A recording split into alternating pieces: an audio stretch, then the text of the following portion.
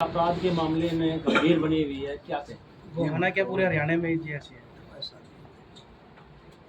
इसके साथ साथ ये भी वर्जन दिया करो कि जहाँ तक ये तो यूनिवर्सल है सिस्टम, लेकिन अपने देश में हरियाणा में सिस्टम सरकार के कंट्रोल में, माननीय मुख्यमंत्री जी के कंट्रोल में है, प्रशासन के कंट्रोल में है, पुलिस के कंट्रोल में है। आप इसके साथ साथ ये भी बताने का कष्ट किया करें कि अभी कुछ समय पहले लगभग 58 हार्डकोर अपराधी जिनके ऊपर इनाम रखा हुआ था उनको गिरफ्तार किया है। लगभग 100 से ज़्यादा अपराधियों को, उनके सदस्यों को जो उनके साथ जुड़े हुए थे, उनको गिरफ्तार किया गया है और 178 अपराधियों को भी पुलिस ने पकड़ा है। तो ऐसी बात नहीं है। आजकल जो है पूरा प्रशासन पहले भी मुख्यमंत्री जी के नेतृत्व में और बहुत मुस्तैदी से, और भी आप पढ़ रहे होंगे कि कई ऐसे भी काम हुए हैं कि जो अपराधी पुलिस की पकड़ में आने के बाद भागने की कोशिश की या उसने इधर उधर स्लिप होने की कोशिश की, उसके साथ भी आपने देखा ना, उधर से जब गोली चलेगी तो पुलिस अपने बचाव में क्या करेगी? गोली चलाएगी। पुलिस भी अपने सारा इंतजाम करती है, तो उसको भी जो है उन्होंने बहुत अच्छे तरीके से आगे बढ़ा। लेकिन भूपेंद्र हुड्डा सवाल खड़ा कर रहे हैं कानून व्यवस्था प्रदेश की, और अभय चौटाला कह रहे हैं कि मुझे एक दिन का सीएम वो बना दो मुख्यमंत्री। क्या करें? अभय चौटाला एक दिन का कह रहे हैं कि मुख्यमंत्री बना दो, कानून व्यवस्था एक दिन का सुधार बना दो। एक दिन का मुख्यमंत्री रहे थे कई साल मुख्यमंत्री। देखिए ऐसा नहीं है।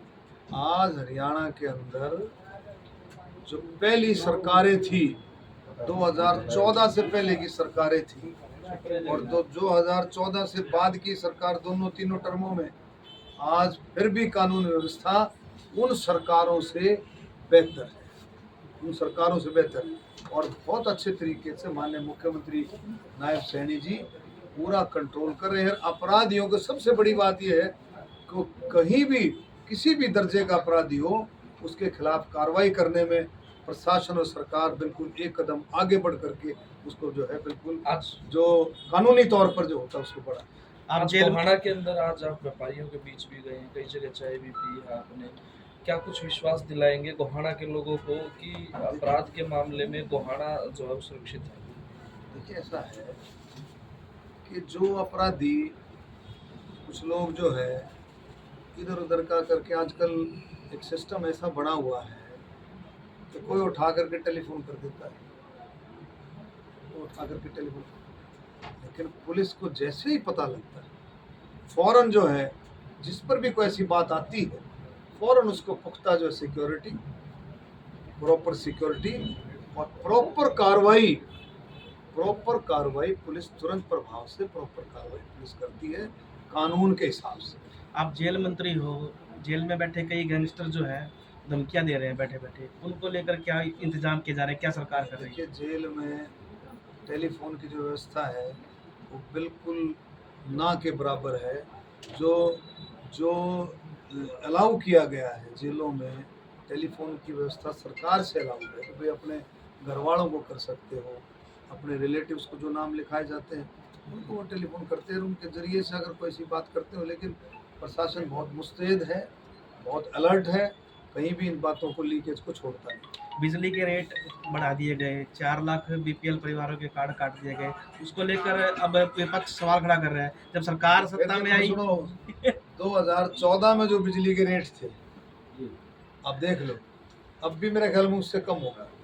ये भी उठा करके देखो, विपक्ष कह रहा है कि 4 गुना बिल आए। विद साहब ने भी कही है बात और भी कह रहे हैं, लेकिन सरकार बड़ा यूनिफॉर्मिटी से सारा सिस्टम से काम। 4 लाख बीपीएल परिवारों के काटे गए कार्ड।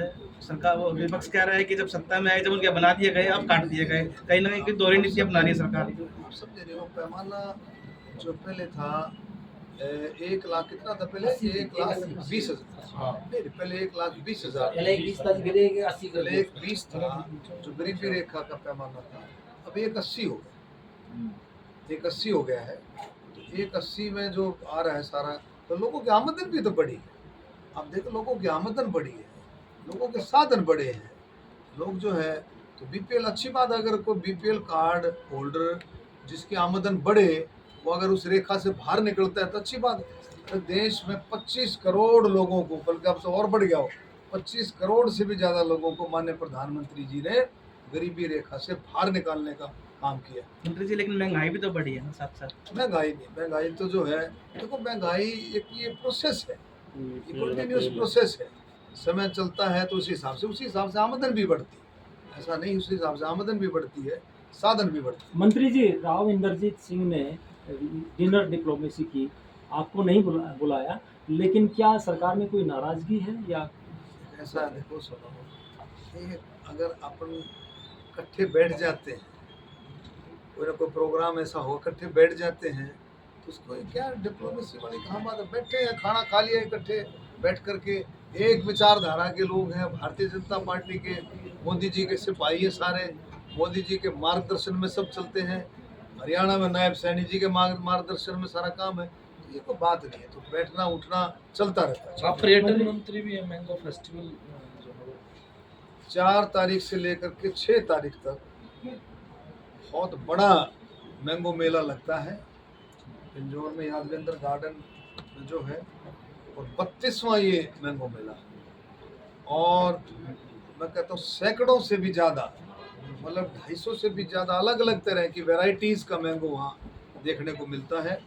पहले तो हम समझते थे कि भाई ये नेशनल लेवल पर, लेकिन अब ये इंटरनेशनल लेवल पर विख्यात हो गया ये मेला, बहुत लोग इसमें पार्टिसिपेट करते हैं। मैं आपके जरिए से सबको कहूँगा कि आप उस मैंगो मेले में ज़रूर आएँ और उसका आनंद ज़रूर उठाएं। मंत्री जी 1 मिनट और